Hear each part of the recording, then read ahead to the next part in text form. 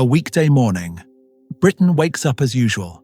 Factories open. Offices prepare. People leave their homes. Trains are scheduled. Buses are expected. Cities begin moving the way they always have. But something is different. Not broken, not loud, just quieter than it should be. The system is working, but not fully. Not stopped, just slowed. People are ready to move, but the country feels hesitant, as if it's holding something back. Time feels restricted. Like the normal week has been shortened, quietly, without announcement. Nothing has failed yet, but something essential is no longer guaranteed. At first, people treat it like a delay, a bad morning, a temporary glitch. They check the boards, refresh the news, look at their watches like time can fix it. But the pattern doesn't change. It repeats. Routes are limited. Shifts are reduced. And the same phrase starts appearing everywhere until further notice. That's when it becomes clear. This isn't the system running late. It's the system running smaller. Not because something exploded, not because something broke, but because the country has decided it can't afford its normal speed. Britain hasn't paused. It has been restricted. And once movement needs permission, nothing else feels guaranteed. Nothing dramatic happened. No shutdowns, no emergency announcements. The lights didn't go out everywhere. They just went out earlier. Machines didn't fail. They were turned off on schedule. Work didn't disappear. It was compressed. The week itself became smaller. 3 days of motion, 4 days of waiting. Factories planned around darkness. Offices rushed before evenings arrived. Shifts ended early, not because the job was done, but because the power was. Time stopped being something you used freely. It became something you were allowed. Not all at once. Not loudly. Just enough restriction to make everything else feel fragile. For most people, the change wasn't announced. It was discovered. Evenings arrived too early. Shops closed while the streets were still full. Homes went dark before routines were finished. Families adjusted their days around light. Meals were moved forward. Tasks were postponed. Silence filled the hours that used to belong to television and work. Factories rushed, not to produce more, but to finish before power ran out. Managers counted hours instead of output. Workers watched clocks instead of machines. Nothing felt broken, but everything felt unfinished.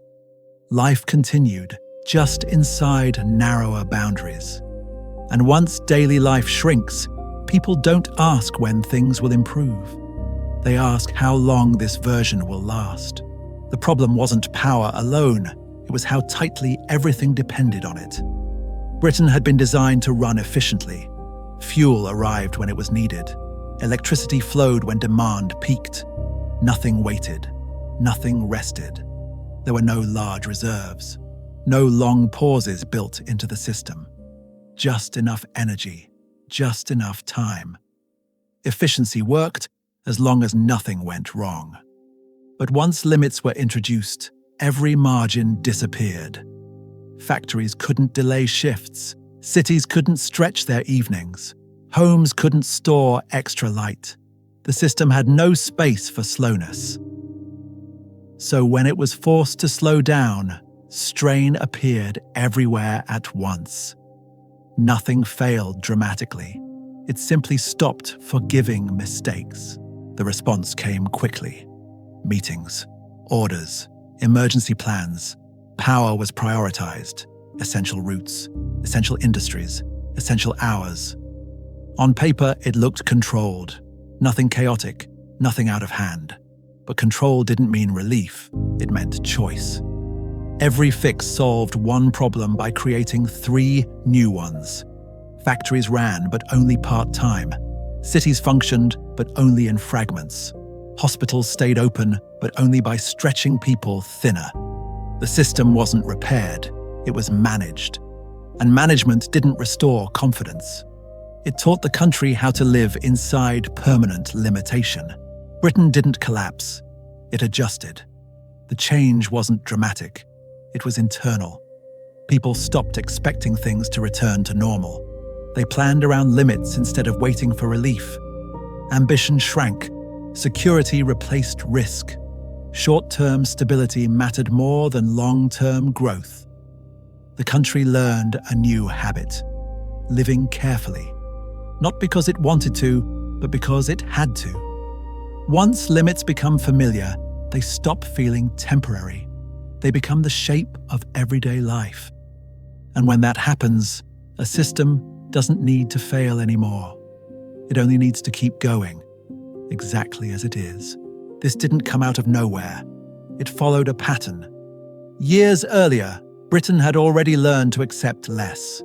Less growth, less certainty, less patience for failure. Each crisis narrowed the system a little more. Each solution reduced its margin. By the time the lights were rationed, the country had already been trained to cope. 1968 didn't break Britain. It lowered expectations. The blackouts didn't change direction. They confirmed it. What looked like separate emergencies were steps along the same path. Nothing snapped, nothing reset.